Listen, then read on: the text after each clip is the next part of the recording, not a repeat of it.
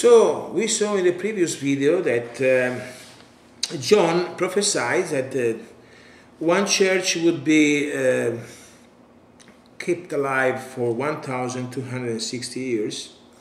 Another church would be sent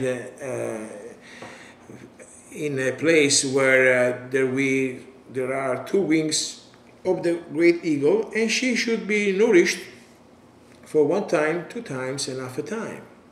So the key is to give those time, two times, and half a time the right amount of time.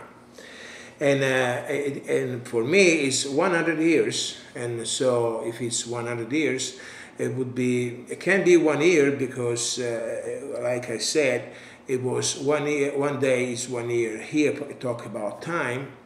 It can be 1,000 because otherwise it would be 3,500 years, which is too long for the coming back of Jesus. So it's 100, and I'll show you why. 100 and 200 and a half 100, so it would be 350 years. According to the John's prophecy, the church in this continent would be alive for 350 years. Well, and this is very important because we can determine that the Book of Mormon fortunately has at the end of every page an approximate date, circa, and the difference could be just 1 year. 1 year more, 1 year less, but no more than 1 year. So, according to the prophecy of John, the church in this country should remain alive for 350 years. And we will say, okay, let's go. We go here at Cumorah Hill, when the people of God were destroyed from the Lamanites, and the church was over. It was, according to the date, 385 years after Christ, and could be 1 year more or 1 year less because it's approximately, but the mistake could be just one. So you are going to say, oh, I'm sorry, it's not working because it should be 350 years. Oh yeah, you're right. But when the church was restored in this country, it was in 34 after Christ, when Jesus established his church in this continent.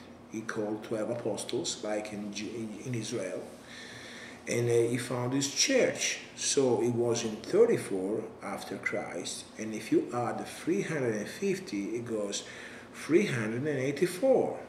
And according to the approximately here, it says 385. So I would say it's perfect. Also, that's interesting because, as you know, according to the history, only the Israeli people received the gospel, and there was just one church according to them. According to the Book of Mormon, there were already 3 churches, right?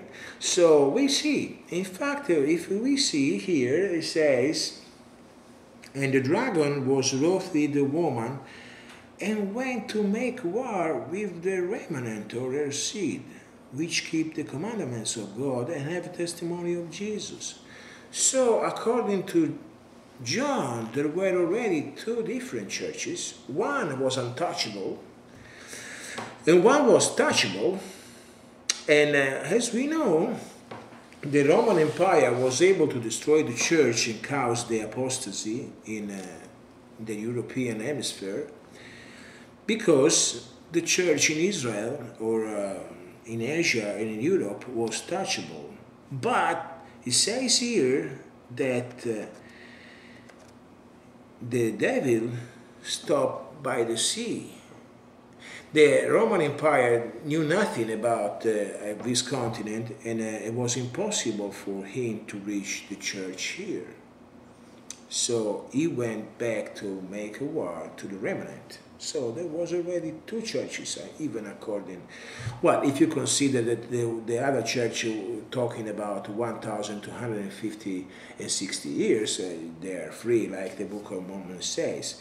But here it's very clear that the devil couldn't go after the church were were given the two wings of the great eagle because the sea was a barrier for them and they didn't have any knowledge.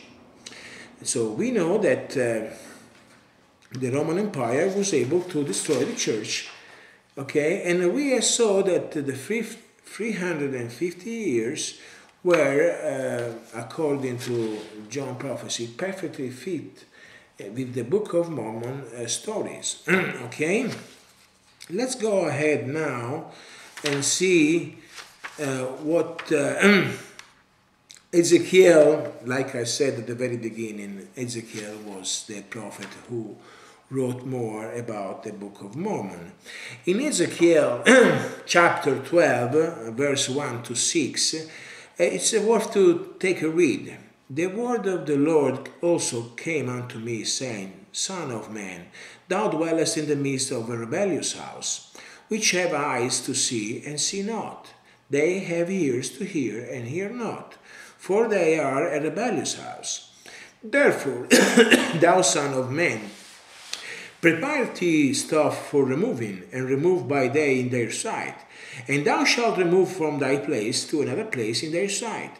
He made they will consider, though they be a rebellious house. Then shalt thou bring forth thy stuff by day in their sight, as stuff for removing, and thou shalt go forth even in their sight, as they that go forth into captivity. Dig thou through the wall in their sight, and carry out thereby. In their sight shalt thou bear it upon thy shoulders, and carry it forth in the twilight. Thou shalt cover thy face, that thou see not the ground, for I have set thee for a sign unto the house of Israel. So,